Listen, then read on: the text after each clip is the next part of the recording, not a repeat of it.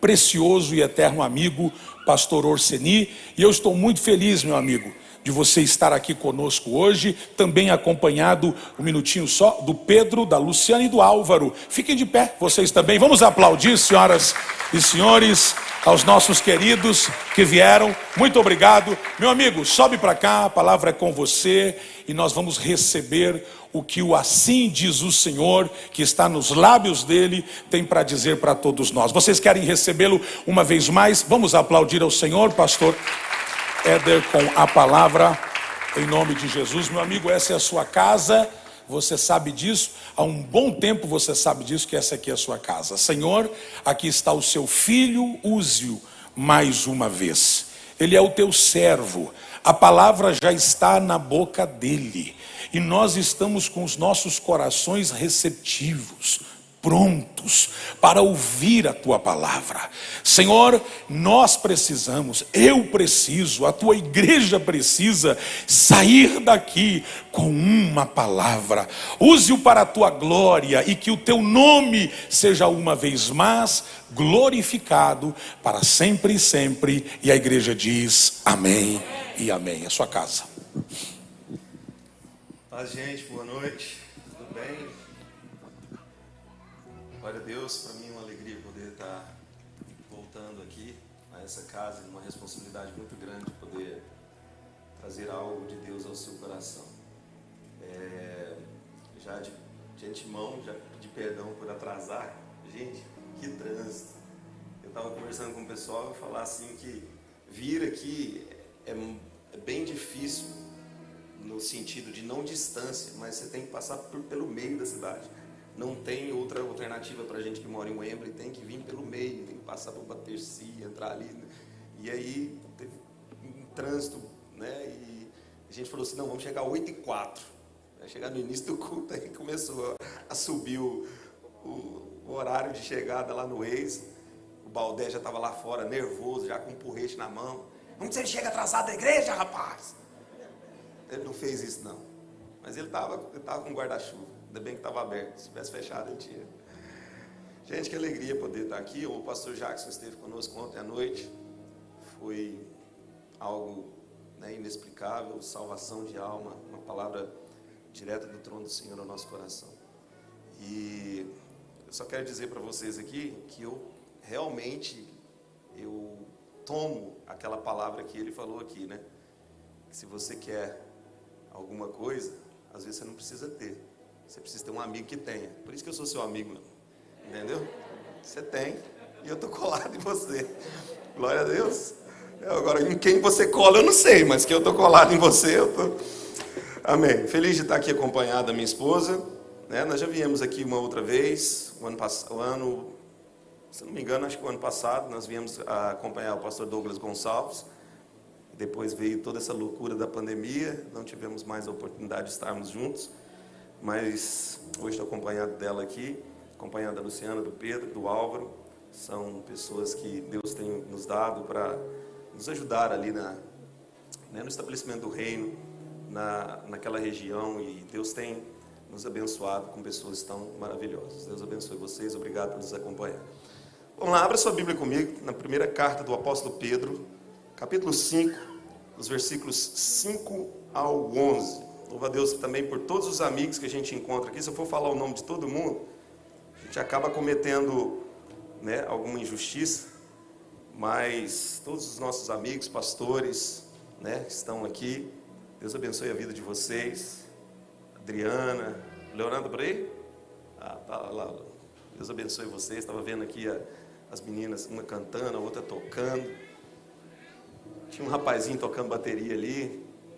E aí eu profetizei que lá na igreja também os nossos meninos vão começar a tocar bateria também. Aquelas invejas santas normal de pastor quando vai na igreja dos outros. Fala assim, oh Deus, me abençoa com uns meninos desse aí e tal. É normal.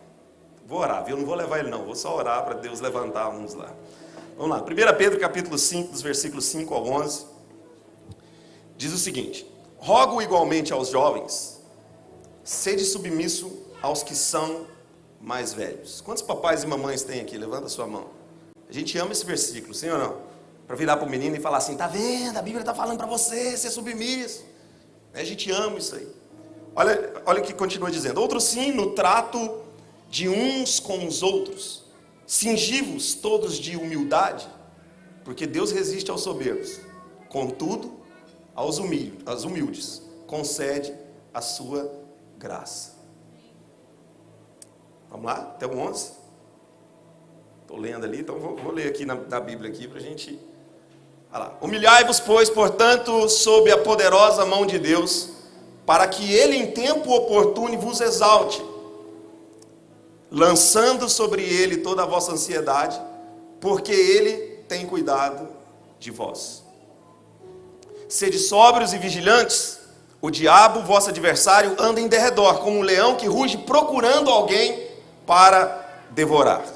Resisti-lhe firmes na fé, certos de que sofrimentos iguais aos vossos estão se cumprindo na vossa irmandade espalhada pelo mundo. Agora para aí, olha para esse crente que está ao seu lado e fala assim: não é só você que sofre. Porque na igreja é cheio de crente com a síndrome de que só ele que sofre. Ai meu Deus, isso acontece comigo, só eu, ninguém passa por isso. Olha o que Pedro está falando. Ele está dizendo: sofrimentos iguais aos vossos estão se cumprindo com os seus irmãos espalhados pelo mundo. Então não é só você que sofre, todos sofrem de alguma forma. Seguindo. Ora, o Deus de toda graça, que em Cristo vos chamou à sua eterna glória, depois de ter sofrido por um pouco, Ele mesmo vos há de aperfeiçoar, firmar, fortificar e fundamentar. A Ele seja o domínio pelos séculos dos séculos. Amém, amém. Alguém pode levantar a sua mão e dizer amém, amém, amém. Quando eu leio essa passagem fala muito comigo, porque ela é praticamente autoexplicativa. Eu não preciso explicar muita coisa para você aqui. Mas existem algumas experiências que a gente pode extrair disso aqui. Por exemplo, quando eu era pequeno não, tinha 15 anos para 16 anos, meu pai pastor em uma região do subúrbio de Goiânia, um bairro bem afastado. E lá na igreja eu era o líder do louvor, né? Canto desde criança. E um dia uma irmã chamada irmã Ana, aquela irmã do coquinho, não sei se você lembra daquela irmã do ciclo de oração, do coque, né, da saia que ficava aqui quase no tornozelo e tal. E a gente ela era muito carinhosa comigo. E um dia ela chegou em mim e falou assim: Éder, eu tenho uma palavra para você. Aí eu falei assim: amém, mano. O que você tem para falar? Aí ela virou para mim e falou assim: Deus vai te levar em muitos lugares. Aí eu falei assim: amém. Deus vai levar você a outras nações. Falei, amém. Já pensei assim: nossa, vou cantar em tudo quanto é lugar do mundo. Olha o tanto que o negócio vai ser legal. Porque eu não queria ser pastor, eu não queria pregar, o negócio era cantar. Quando ela começou a falar isso: Deus vai te levar, Deus vai fazer com que você... Eu já comecei a ficar feliz. E ela falou assim: Deus vai exaltar você. E eu, glória a Deus. Deus vai colocar você em posições altas. E eu, glória a Deus. Você vai ser um pastor abençoado. Quase que eu falei assim: eu te repreendo, Jesus, agora. Porque quando ela falou que era ser pastor, eu já dei um passo atrás. Eu não queria. Eu tinha 16 anos e eu já vi o tanto que o meu pai sofria. Então eu não queria sofrer. Eu já falava assim: esse negócio de ser pastor não é comigo. Aí ela pegou e me deu um tapa no peito, que é profeta daqueles que fica a marca assim no peito, né? Pá! E regalou os olhos para mim. E eu falei assim: pronto, agora eu vou apanhar.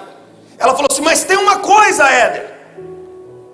Aí eu fiquei assim. Ela falou assim: o diabo, ele não gosta de você. Aí eu fiquei pensando: por que a Ana está falando que o diabo não gosta de mim? Porque eu vou ser um pregador? Porque eu vou ser um cantor? Porque Deus vai me exaltar? E ela olhou para mim e falou assim: você toma cuidado, porque talvez quanto mais alto você chega, maior pode ser o seu tombo. Eu falei: mas que profecia é essa, gente? O que essa irmã está falando para mim? E eu comecei a pensar comigo mesmo. Eu falei assim: por que ela está falando isso? Porque eu vou ser cantor, pregador, pastor? Não! O diabo, ele não gosta de você também. A partir do momento que você levanta a sua mão, entrega a sua vida para Jesus, há uma marca em você, e a partir daí você começa a ser atacado de uma forma o tempo todo, assim, sabe, iminente.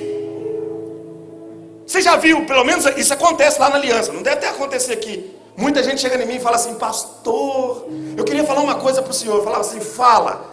Então, quando eu não era crente, parece que a minha vida dava tudo certo. Foi só aceitar Jesus, parece que o negócio virou dos avessos. É claro. está achando que o diabo vai deixar você em paz? Ele vai te atacar. Ele vai partir para cima de você. Agora, Pedro está falando para uma igreja que está sofrendo na mão de um cara maluco chamado Nero. Um cara que pegava crentes como eu e você, pendurava em postes, jogava, sei lá, querosene, o que era, e colocava fogo para iluminar as ruas. E Pedro está falando para eles assim: gente, fica tranquilo, relaxa. É só vocês ficarem de boa, isso aí vai passar. E aí eu fico pensando nisso. Eu começo a pensar, olha o que Pedro está falando para essa igreja. Então tem momentos em que a gente se sente atacado. Eu tenho certeza que você também deve ter esses momentos que você pensa: uau, parece que é o diabo que está atacando. Um dia eu cheguei lá na igreja, o pessoal do louvor estava ensaiando, né? A gente não tem um templo igual vocês assim, compartilha com a igreja inglesa. E o pessoal do louvor chega mais cedo para poder ensaiar. E aí tinha uma irmã lá que estava assim, andando de um lado para o outro. E ela estava preocupada. Eu cheguei e falei assim: minha irmã, está tudo bem? Ela falou assim: pastor, o inimigo está furioso. Estou sob um ataque do diabo. Eu falei assim: o que foi? Ela falou assim: olha aqui meu celular, acabou a bateria. Coitado, não tinha nada a ver com o diabo.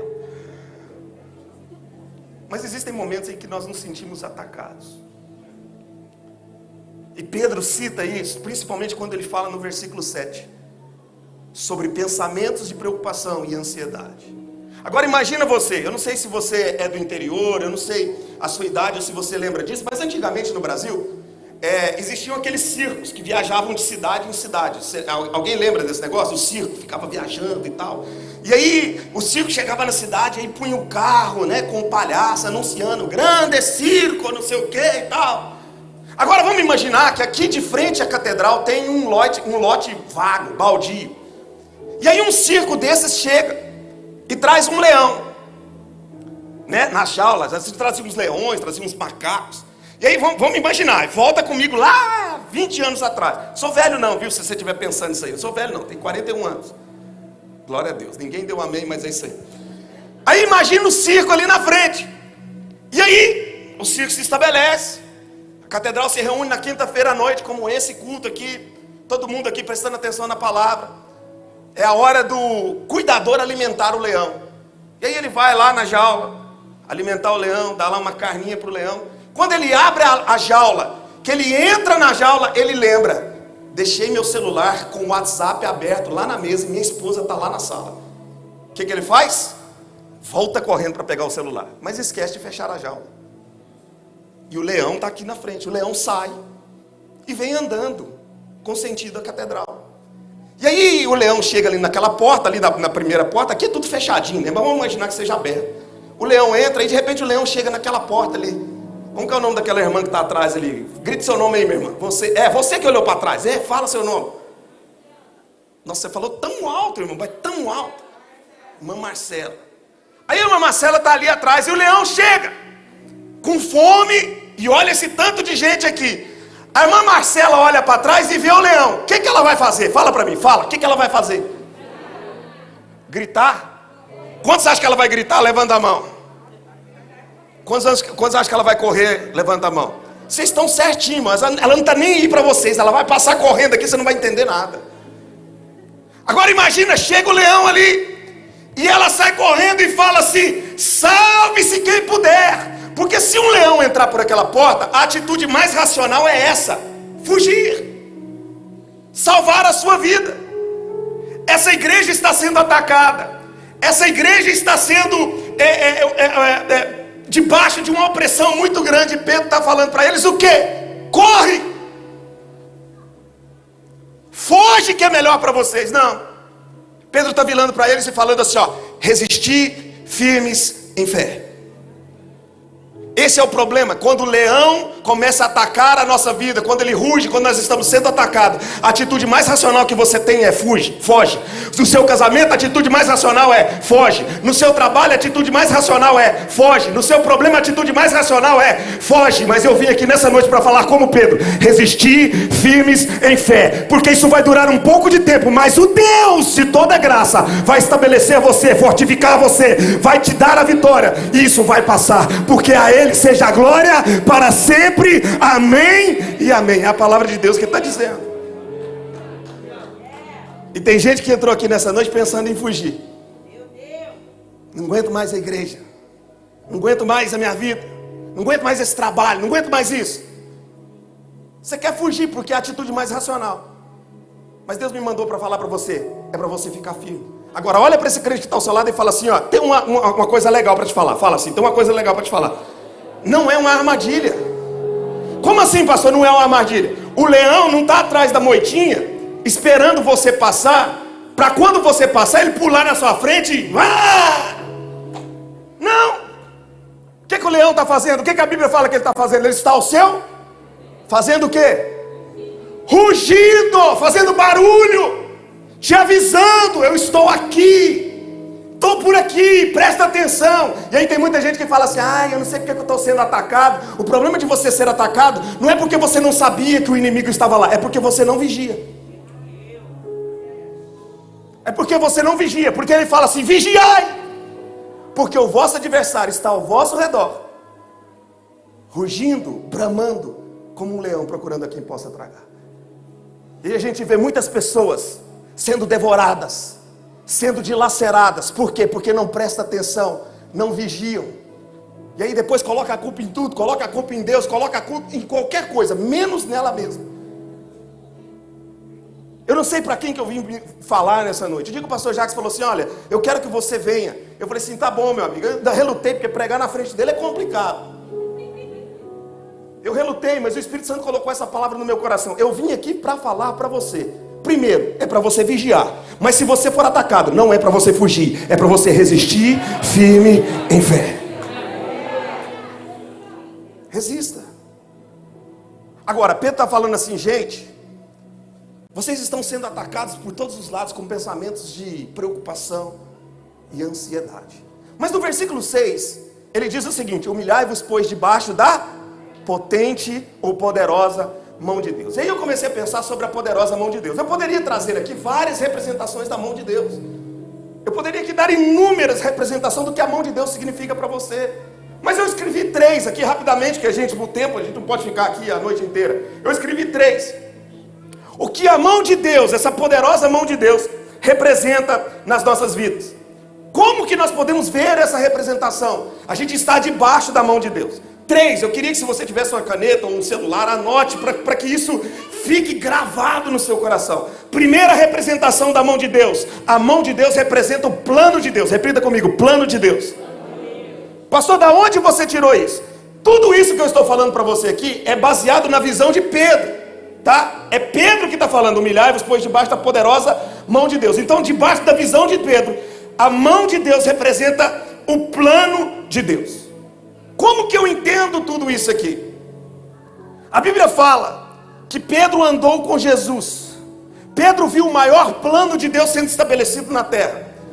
Pedro viu o plano sendo estabelecido na terra. Agora olha só, um dia aconteceu algo engraçado comigo, e eu quero compartilhar com você, porque quando eu voltei do Brasil, eu estava no Brasil divulgando CD, ministrando e tal, e quando eu voltei, que meu pai me chamou para voltar, para poder assumir a igreja, eu tinha que trabalhar. A igreja não tinha condições de manter o meu pai e me manter. Eu tinha que trabalhar, então eu acordava às 4 horas da manhã, pegava uma van lá em Wembley, ia carregar no Amazon lá em Bol, lá no E12, E14, alguma coisa assim, E12, fazia entrega para o Amazon Fresh.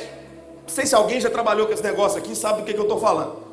E aí eu carregava lá, e um dia eu sempre pegava as minhas cargas, o pessoal mandava o itinerário que a gente tinha que fazer, e eu fui fazer uma entrega, sempre fazia entrega na região ali de Stamford Hill, e lá tem muitos judeus. E tinha uma casa que eu sempre fazia, sempre que eu pegava nessa região, eu fazia entrega nessa casa. E o pessoal lá, o controle lá, sempre me dava as entregas que era meio que voltando para minha casa. Então, NW, era sempre voltando para o M. Então, sempre eu estava fazendo entregas em Stamford Hill. E tinha uma casa que particularmente eu ia quase todas as semanas. Só que era assim, eu deixava a entrega na porta, ia, voltava para a van e ia embora. E um dia, esse povo pediu 10 daqueles negócios de água, que vem 6 garrafas cada um. 10 mais as compras, mais as sacolas. E eu fui entregar. Quando eu cheguei na porta, não tinha estacionamento, nem na primeira quadra, nem na segunda quadra. Eu tive que parar umas 3 quadras para frente, porque não tinha onde estacionar. Rua muito estreita, estacionamento dos 2 lados. Eu tive que parar umas 3 quadras para frente. Estava chovendo, e estava o calor que estava aqui, né? essa semana. Tava tipo -2 graus no dia. Chovendo. E aí quando eu comecei a levar os primeiros negócios de água, a chuva começou a cair. Eu levei os 2 primeiros, voltava para a van, pegava mais 2, levava, e aquela água começou a entrar, vai entrar. Engraçado é que ela só entra pela nuca, aqui assim, ó. E vai descendo assim, e aquilo foi me embolando, porque normalmente você sabe que aqui não dá aquelas chuvas fortes, mas é aquela chuva constante. E eu fui ficando molhado. E aí quando eu entreguei todas as águas e as 3 sacolas ou 4 sacolas que tinha que entregar, o homem virou para mim e falou assim: entra aqui que eu vou pegar uma toalha para você se enxugar. Eu falei assim: ok, ninguém nunca fez isso comigo aqui. O povo é assim, se entrega, tchau, obrigado e vai embora. Mas o cara me chamou para entrar na casa dele.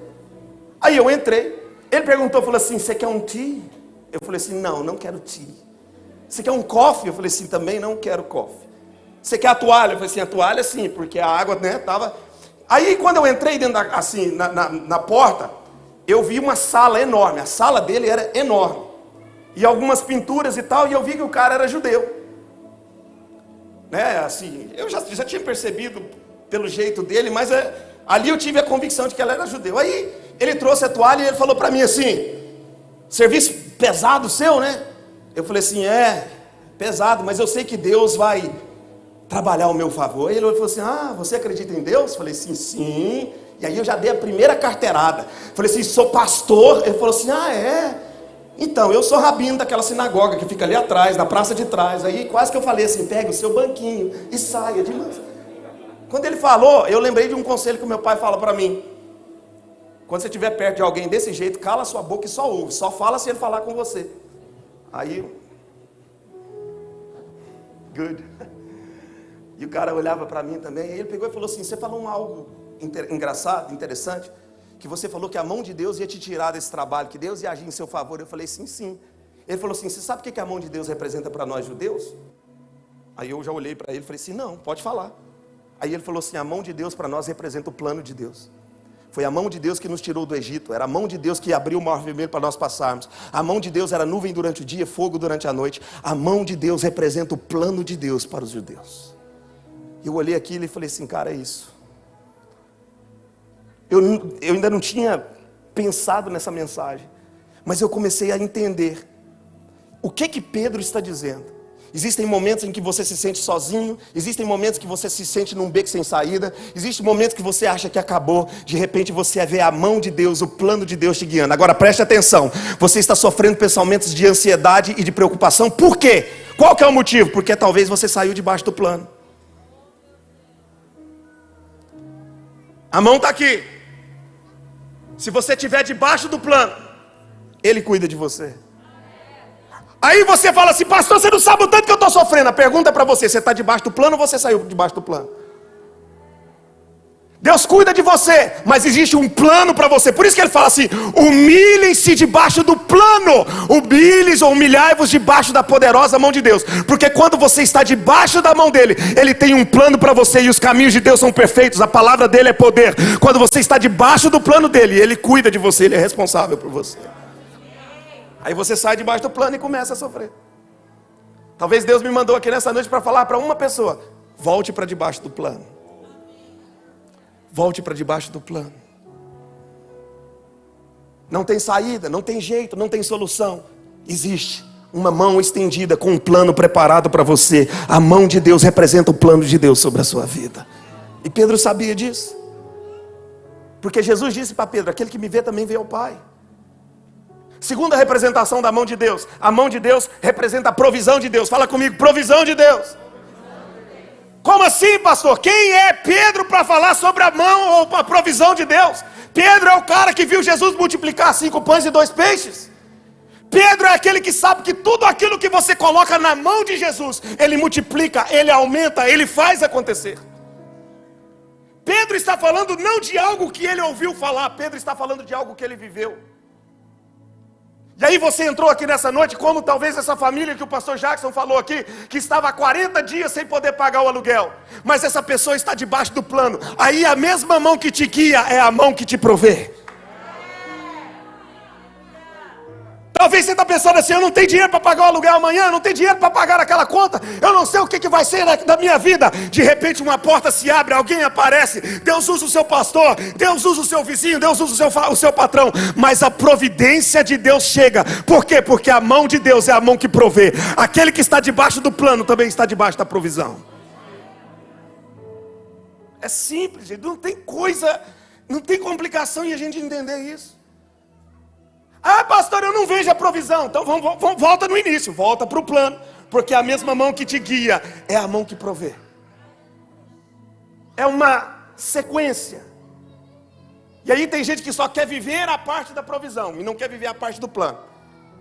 Ontem eu estava na igreja e alguém chegou lá no fundo, antes do culto começar. A gente tem uma galera de moto que vai lá para a igreja lá. Eu estava até explicando isso para o pastor Jacques. O cara chegou em mim e falou assim, pastor, então, depois que eu comecei a chegar na igreja, eu comecei a ganhar. Teve um dia que eu não vim da igreja, pastor, a semana desandou. Eu falei assim, então você vem para a igreja. Eu não falei, claro, né? Pensei comigo. Então você vem para a igreja por causa da provisão. E o plano?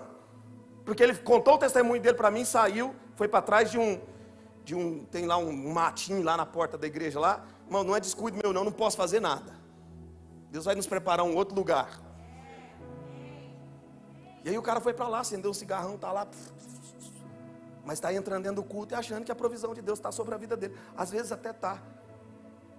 Só que deixa eu falar uma coisa para você, você nunca vai experimentar o total de Deus, se você só pensa em parte do que Ele pode fazer por você. Tem muita gente que está aqui querendo a provisão. Ah, Deus, abre a porta. Ah, Deus, me ajuda a abrir minha empresa. Ah, Deus, me ajuda a comprar minha casa. Ah, Deus, me ajuda a comprar meu carro. Mas e o plano? Você está disposto a ir aonde Ele te levar? Você está disposto a fazer aquilo que Ele quer que você faça? Fala para mim. Você só quer a provisão ou você quer estar debaixo do plano? Porque se você está debaixo do plano, o plano dele é perfeito e a provisão dele também é. Ele não deixa faltar. Terceira representação da mão de Deus. A mão de Deus representa proteção. Fala, proteção.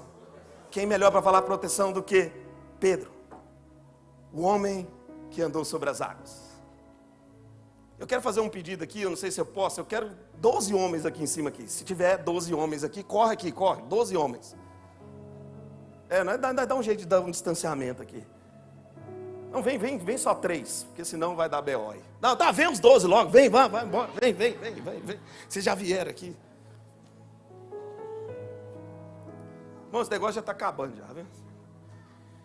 Vamos imaginar aqui que esse púlpito da igreja seja um barco. Coloca aí na tela para mim, Mateus capítulo 14, a partir do verso 22. Vamos imaginar que isso aqui seja um barco. Aqui está, como que chama isso aqui? A proa e a popa, é isso mesmo? Eu não sei como que é, eu viro a mão.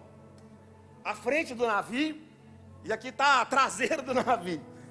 Alguém sabe de embarcação aí? Fala para mim. Proa é a frente, e popa é para lá. Quem desses caras aqui vai ser o Pedrão? O senhor fala para mim. Quem que é o Pedro aqui? Quem que corta a orelha? Quem que é que sai no tapa? Fala para mim desses aqui. Não, o senhor não. O senhor não. O irmão nervoso, bravo, Pedro. Vai ser você, Vaso. Vem cá. Então tá aqui o navio. O Pedrão está na frente. Vocês vão, a linha aqui como se estivesse dentro do navio. Não é olhando para a igreja não. O navio está para lá. Vamos lá. De dois, um de lado daqui. Fica aqui, você aqui. Fica outro aqui. De dois em dois. Fica aqui, volta aqui. Isso, vem cá, seu Pedrão vai lá para frente. Vai lá, vai, Giz, tá todo mundo no navio, vamos lá. E aí a gente vai lendo, vamos lendo. Giz, o navio está aqui. Logo a seguir, Jesus compeliu os discípulos a embarcar e a passar adiante dele para o outro lado. Deixa eu perguntar, tem como você colocar a versão NVI ou não tem? Se tiver como, eu preferiria. NVI, tem como você colocar? Mas vamos lendo aqui. Logo a seguir, compeliu Jesus. Essa palavra aqui em outras versões está assim, ó, obrigou, insistiu. Logo a seguir, insistiu Jesus, obrigou Jesus, os seus discípulos a embarcar e passar adiante dele para o outro lado. Ó, logo em seguida, Jesus insistiu com os discípulos para que entrassem no barco e fossem adiante dele para o outro lado, enquanto ele se despedia da multidão. Aí essa palavra insistiu me chamou a atenção. Por quê, pastor? Alguns dos discípulos de Jesus eram pescadores, sim ou não? Tem algum pescador aqui? Quem é pescador? Levanta a mão. Não tem nenhum pescador aqui. Mas geralmente o pescador, quando ele conta aquela história, quando ele chega assim e fala assim, ih, hoje vai chover. Sim ou não?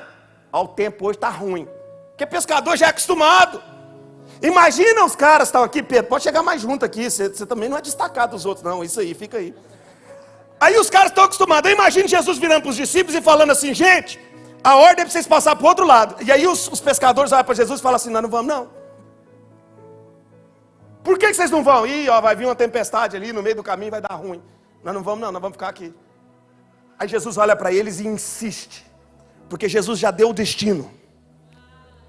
Ele já deu o destino, você entendeu? Só meia dúzia que entendeu. Jesus já deu o destino, ele falou para você, sai daqui e chega lá. Você vai chegar lá, independente se vier tempestade no meio do caminho. Porque se vier tempestade no meio do caminho, ele acalma a tempestade. Ele já deu o destino. Ele não vai revelar para você o que vai acontecer no meio. Ele falou assim, ó, passem para o outro lado. Aí os caras estão falando assim, não, acho que não, hein? Aí Jesus obriga.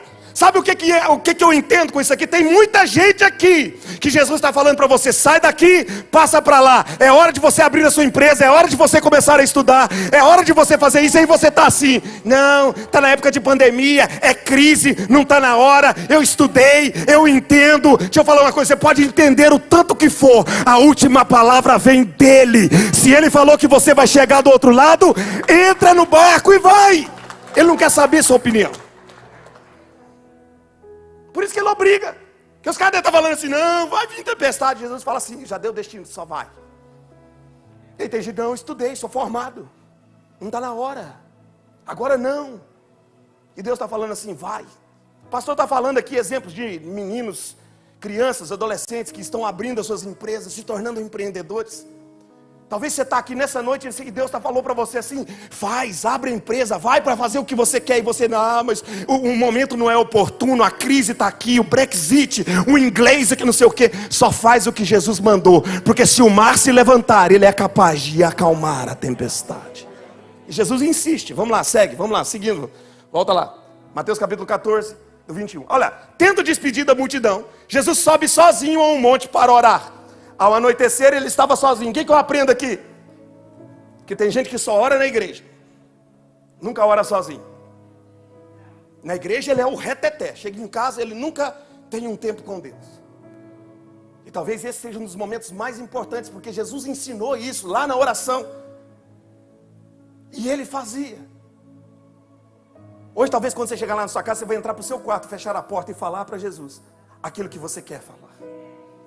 Jesus entra e vai orar sozinho, sobe e vai entrar. Os caras entraram no barco e está indo, vamos lá.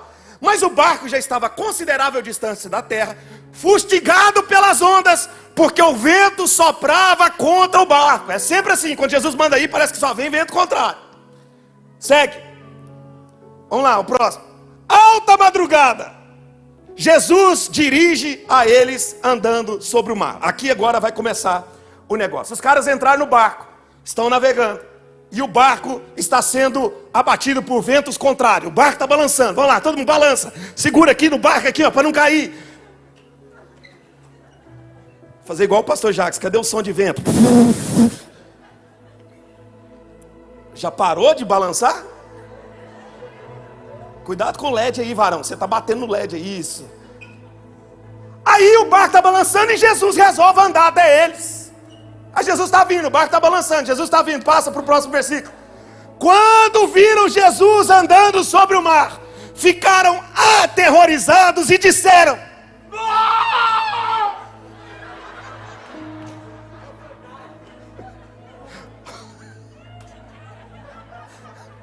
o que está escrito? Ficaram aterrorizados e disseram o quê? É um fantasma. Ah, tá.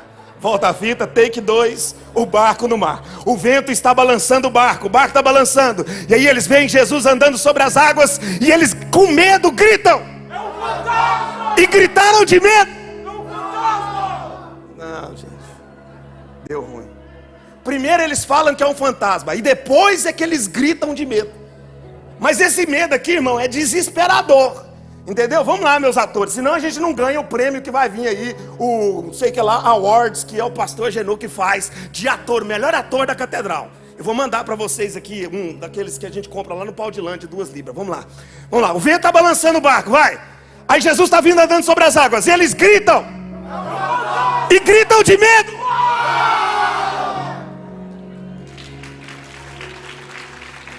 Não é o que está escrito lá? É eu que estou inventando? Gritaram de medo. E o vento está balançando. Eles já pararam. Eles é assim, o vento para a hora que eles querem. Vai lá. E quando vai, o próximo versículo. Mas Jesus imediatamente dizem para eles, fala para eles assim: coragem, sou eu, não tenha medo. Você sabe o que eu aprendo nisso aqui? Algo que você talvez não tenha prestado atenção. É que no meio das suas maiores tempestades, você perde até a capacidade de reconhecer que é Jesus que está vindo na sua direção. Os caras são os discípulos de Jesus, andam com Jesus, dormem com Jesus, comem com Jesus. E aí eles estão na tempestade, eles olham para Jesus e falam assim: é um fantasma. Cuidado para no meio da sua tempestade você olhar para Jesus e achar que ele é um corpo estranho. Na realidade, Jesus não te abandona. No meio da tempestade, abra os seus olhos espirituais e veja que Jesus está vindo a seu favor, está vindo na sua direção nessa noite. Fala para 2 ou 3 aqui: Jesus chegou aqui nessa noite, você não vai perecer, ele veio na sua direção. Segue, vamos lá. Aí o Pedro fala assim: Senhor, fala Pedro, Senhor, se és tu, manda-me ter contigo. manda-me ter contigo. É isso aí, eu gostei desse Pedro aqui. E o vento está balançando o barco, e os caras já parou. E aí Jesus olha para Pedro e fala assim: vem, Pedro. Aí Pedro desce do barco e vem na direção, vai. Isso, Pedrão. Para aí, eu preciso explicar para vocês. Sabe o que eu aprendo com Pedro nisso aqui? É que quem tem coragem de colocar o pé fora do barco, no meio da tempestade, são os únicos que vivem os melhores ou os maiores milagres que se podem presenciar. Porque na tempestade você quer um lugar seguro, você quer o barquinho. Eu não vou sair daqui não, senão vou morrer afogado. E aí Jesus fala para Pedro assim: sai, filho, vem. Porque Pedro anda sobre as águas, e nessa noite alguém aqui vai sair daqui andando sobre as águas, se você tiver coragem de colocar o pé sobre o fora do barco. Aí Jesus olha para Pedro e fala assim: vem, Pedro. E então Pedro sai do barco e vai na direção de Jesus. Agora vocês vão encostar aqui e você vai para lá, porque eu preciso mostrar para eles aqui alguma coisa. Isso, vai, espalha aí, espalha aí. Pedro desce do barco. Vai lá para trás, filho. Vamos. E vem na direção de Jesus. Jesus está andando e Pedro está andando sobre as águas. Pedro está andando sobre as águas, olhando para Jesus. Olhando para Jesus. Jesus está vindo. Pedro está olhando para Jesus. Quando chega perto, olha o próximo versículo. Mas quando Pedro, que palavra que é essa que está aqui? Reparar é o quê? Pedro tira os olhos de Jesus e olha para o vento. Toda vez que você tirar os olhos de Jesus, você vai começar a afundar. Pedro só começa a afundar porque ele tirou os olhos de Jesus. Ele está perto de Jesus e ele repara no vento. Tem muita gente que está aqui preocupado com a sua luta, ao invés de você estar olhando para Jesus, que está fazendo você caminhar sobre as águas. Ele esqueceu do milagre, que ele já andou sobre as águas. Aí ele começa a olhar para o lado. E aí de repente Pedro repara no vento, fica com medo e começa a afundar. Vai afundando, Pedro, vai, deita, isso. Afunda com a mão levantada para cima, que ninguém afunda com a mão para baixo. E aí Pedro grita: Senhor, salva-me! Senhor, salva-me! Deixa o Pedro afundando aqui um pouquinho. Eu gosto desses detalhes, porque hoje é noite de você gritar por socorro. Seu clamor, Jesus vai ouvir o seu clamor nessa noite. Pedro grita: Senhor, salva-me. Agora preste atenção numa coisa. Levanta-te, Pedro, vamos voltar. O problema não é você afundar. O problema é quando você afunda longe de Jesus. Pedro está perto. Às vezes quando você está perto, Jesus permite que você afunde o suficiente para você gritar por socorro. Mas Ele te levanta o suficiente para que o mundo inteiro saiba que Ele é Deus na sua vida. Pastor, eu não entendi. Afunda, grita por socorro, fala: Senhor, salva-me. Quando Pedro grita por socorro, o que diz o versículo 31? Imediatamente Jesus, estendendo-lhe as mãos, segurou. Hoje é dia de você clamar por socorro. A mão do Senhor está estendida para você. Você não vai morrer, você não vai afogar, você não vai afundar. Ele ouviu o seu clamor e segura na sua mão nessa noite. Pastor, de onde você tirou isso? Um dia eu estava escutando uma música, e essa música falou comigo. Se o sol se pôr e a noite chegar, tu és. Obrigado aí, meus discípulos, podem dizer. Quem me guia. Você pode ficar de pé? Se a tempestade me alcançar, tu és meu abrigo. Você pode dizer? Se o mar me submergir, a tua mão faz o quê? Me traz à tona pra respirar. Diga! E me faz andar sobre as águas. Porque Ele é o quê? Olha o que nós acabamos de dizer. O Deus da proteção. Diga: Tu és o Deus da minha salvação. És o quê? És o meu dono, minha paixão, Minha canção minha canção, e o meu louvor.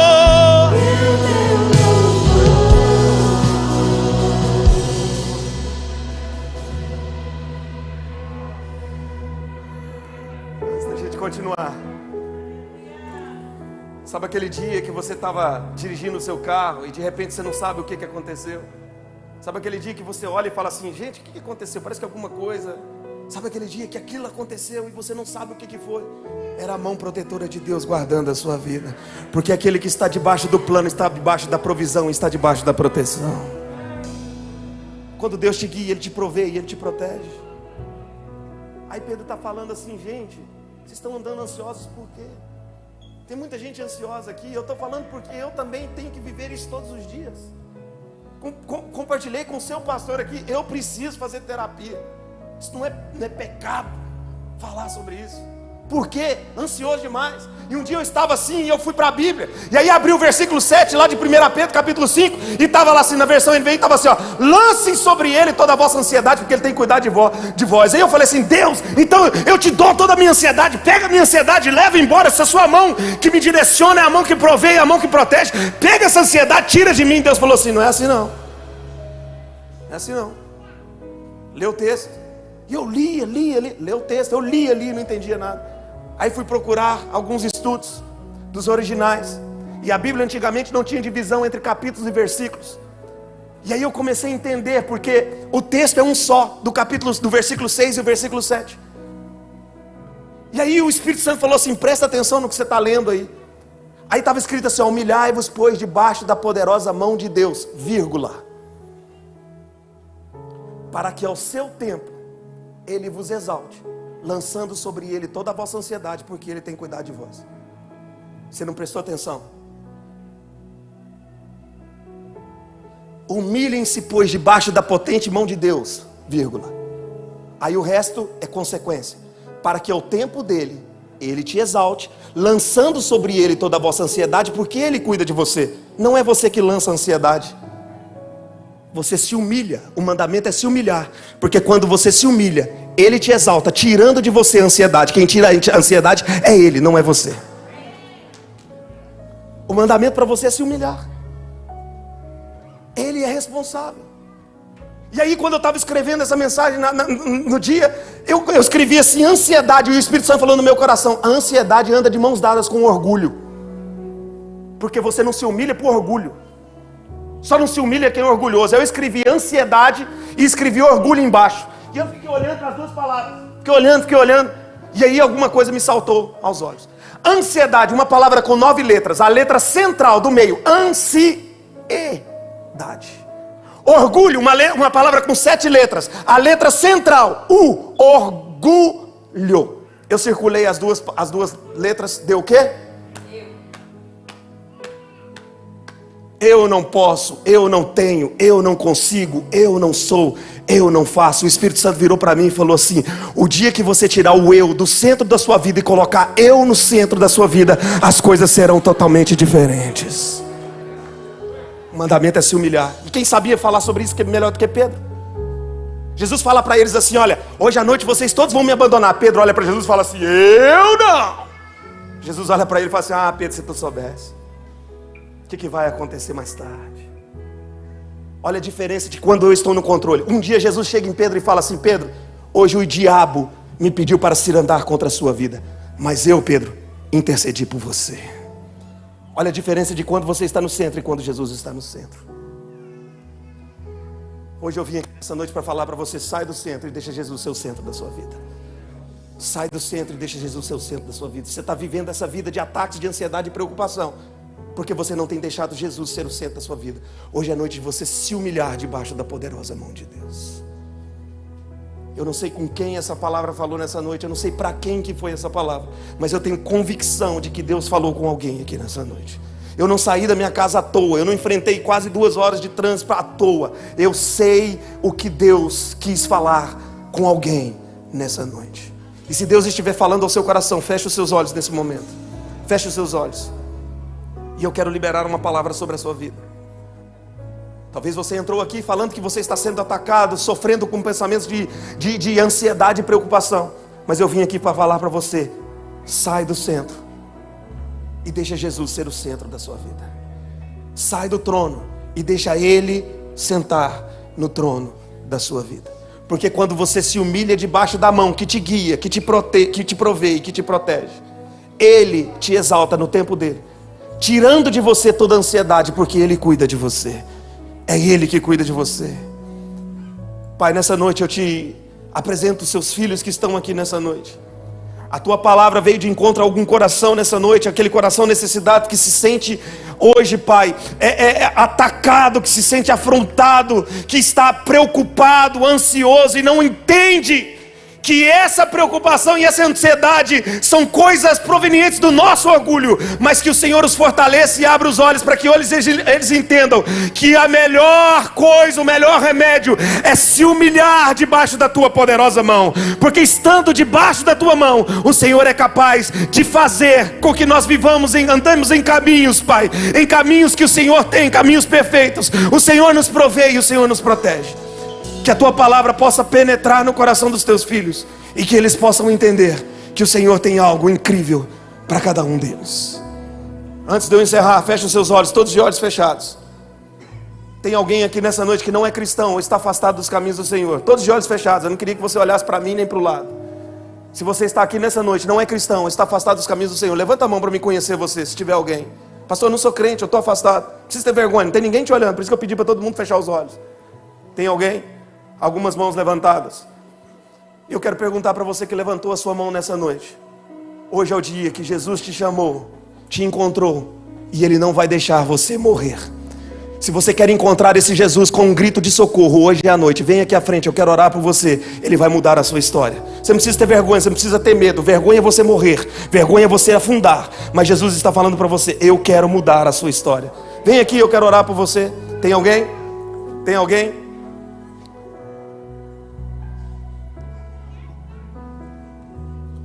Enquanto isso, diga: se o mar me submergir. Amém, filho. Deus abençoe. Vem cá. Chega aqui, eu quero orar por você. E me faz andar sobre as águas. Você pode dizer: porque Tu és o Deus da minha salvação. Tu és o Deus da minha salvação. És o meu dono. És o meu dono, minha paixão, Minha canção.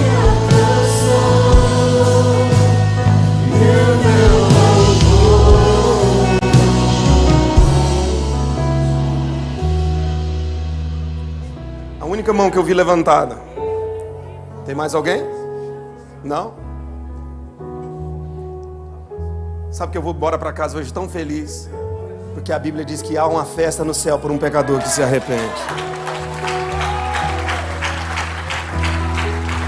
Talvez Deus me mandou aqui só para falar com você. Não sei se você me entende, não sei se você sabe o que eu estou falando, mas esse dia vai ficar marcado na sua vida. O dia em que você estava afundando longe de Jesus, mas você gritou por socorro e Ele estendeu as suas mãos imediatamente e te segurou. Todos repitam essa oração comigo, inclusive você. Diga: Senhor Jesus, nesta noite eu clamo por socorro. Só o Senhor pode me salvar. Estenda as suas mãos, resgate a minha vida, apaga o meu passado, escreve uma nova história. eu quero ser frutífero na sua casa, e eu quero fazer a tua vontade, debaixo do teu plano, da tua provisão e da tua proteção. Igreja, estenda suas mãos para cá. Pai, nós apresentamos a vida desse jovem que está aqui, que o Senhor hoje resgatou, que talvez estava afundando, mas clamou por socorro e a tua mão o encontrou. Que o Senhor possa, Pai, transformar a vida dele, libertar, quebrar todas as cadeias e correntes, e que ele possa, Pai, ser alguém, Pai, usado nas tuas mãos, frutíferos na sua mão. É o que eu te peço nessa noite, em nome de Jesus. Se a catedral também está em festa, aplauda o Senhor Jesus bem forte. Aleluia! Aplauda mais forte! Aleluia! Você pode cantar, diga aleluia!